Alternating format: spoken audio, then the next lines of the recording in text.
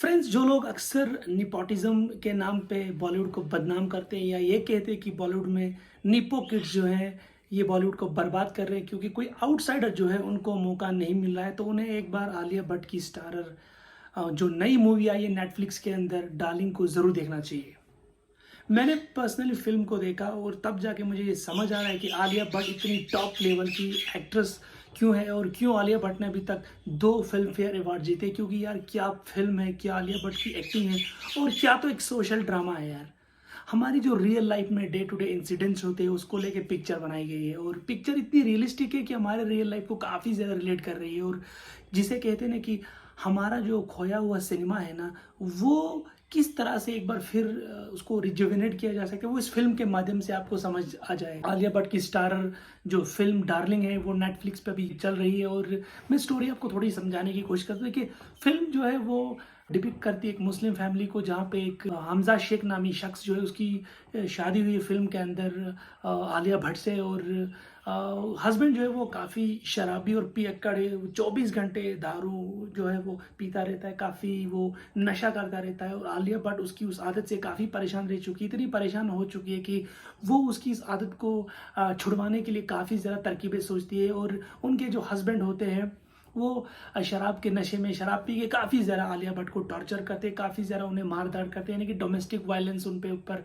काफ़ी ज़्यादा हावी होता है। आलिया भट्ट जो है तो अपने जो मसाइल वगैरह होते हैं वो अपनी माँ शिफाली शाह के साथ ये जो है सारी चीज़ें डिस्कस करती है। और विजय वर्मा जो हमजा इस फ़िल्म में बने हुए वो आलिया भट्ट के हस्बैंड का कैरेक्टर प्ले कर रहे हैं। आलिया भट्ट जो है जब अपने हस्बैंड से काफ़ी तंग आ जाती है तो एक दिन वो कुछ दवाइयाँ जो है वो डी एडिक्शन की दवाइयाँ लेके आती है, लेकिन उनके हस्बैंड को पता चलता है कि उनकी जो वाइफ है वो उसमें दवाइयाँ लाई हैं, तो हस्बैंड उनको फिर मारते हैं। तो एंड में आलिया भट्ट जो है वो काफ़ी ज़्यादा परेशान हो जाती है। एक दिन आलिया भट्ट को एक फ़ोन आ जाता है और उनकी माँ को फ़ोन आ जाता है पुलिस स्टेशन की, भाई तुम पुलिस स्टेशन आ जाइए, यहाँ आपके खिलाफ़ एक कंप्लेंट है।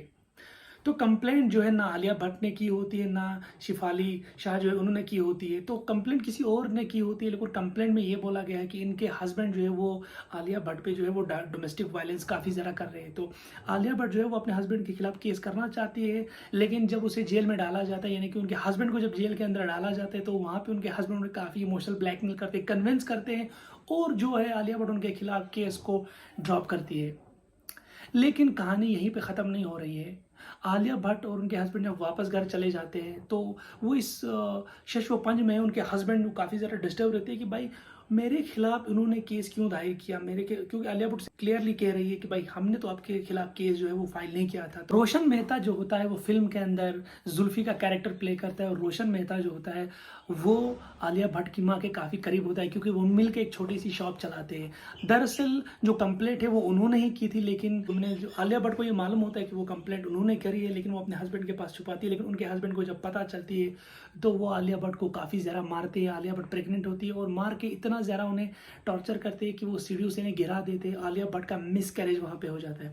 जैसे ही आलिया भट्ट का मिसकैरेज होता है तो आलिया भट्ट जो है वो अपने पूरा का पूरा जो उनका जो मूड है वो चेंज हो जाता है, उनकी जो सिंपैथी उनके हस्बैंड के रिगार्डिंग होती है वो भी चेंज हो जाती है। अब वो कहते हैं कि भारतीय नारी रियल सेंस में वो आ जाती है।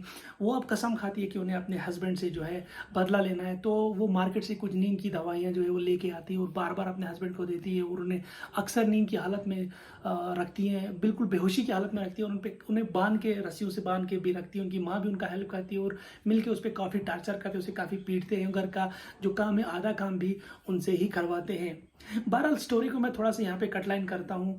यहाँ पे स्टोरी ये हो जाती है कि आलिया भट्ट उसे मारने की तैयारी कर रही है, क्योंकि बोल इसे जिंदा रख के भी फायदा नहीं है, क्योंकि ये तो बिल्कुल एक बिच्छू की तरह ये कभी भी काट सकता है। तो आलिया भट्ट यहाँ पे ये समझती है कि यार इसका मारना ही बेहतर है, इसका मरना ही बेहतर है, तो उसको मार दिया जाए। तो वो उसे लेके रेलवे ट्रैक पे जाते हैं और उसे वहाँ पे जो है वो रेलवे ट्रैक के साथ बांध के रखते हैं।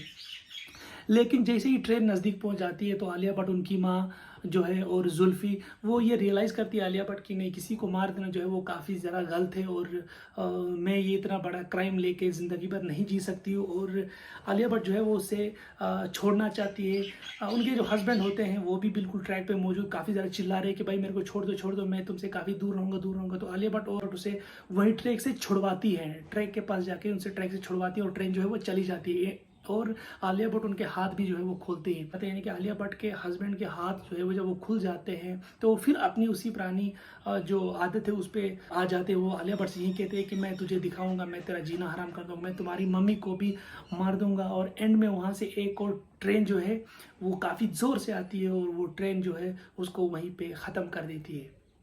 तो आपने सुना ही होगा कि कहते हैं ना कि man propose God dispose. Alia Bhatt उनको नहीं मारना चाहती है लेकिन उनकी मौत जो है वो तय है, क्योंकि वो एक जालिम इंसान होते हैं और जालिम इंसान का अंजाम जो है वो एक न एक दिन तय होता है। तो फिल्म में आलिया भट्ट की जो हस्बैंड है उनकी मौत हो जाती है, उनको ट्रेन के नीचे वो लग जाते हैं। तो मियरली एक सुसाइड और एक्सीडेंट का केस बन जाता है, क्योंकि उससे पहले आलिया भट्ट ने उनका एक कन्फेशन जो है वो अपने फ़ोन में रिकॉर्ड करा होता है। बहुत ही बेहतरीन फिल्म लगी मुझे, क्योंकि हमारे समाज में ऐसे लोग अभी भी हैं जो शराब की हालत में शराब पी के अपनी जो बीवियां होती हैं उन पे काफ़ी ज़्यादा डोमेस्टिक वायलेंस करते हैं, टॉर्चर करते हैं। और फिल्म आपको देख लेनी चाहिए, क्योंकि एक फिल्म सोशल ड्रामा है, हमारी लाइफ को काफ़ी ज़्यादा रिलेट कर रही है और काफ़ी एक आलिया भट्ट की बोलते हैं कंप्लीट एक इंटरटेनर है। तो फिल्म आपको थोड़ी सी बोरिंग लग सकती है लेकिन फिल्म एक रियलिस्टिक फिल्म है जो हमारे समाज को बिल्कुल अच्छे से पोर्ट्रे कर रही है और हमारे समाज में होने वाली काफ़ी ज़्यादा बुराइयों को भी सामने लेके आती है कि भाई शराबी जो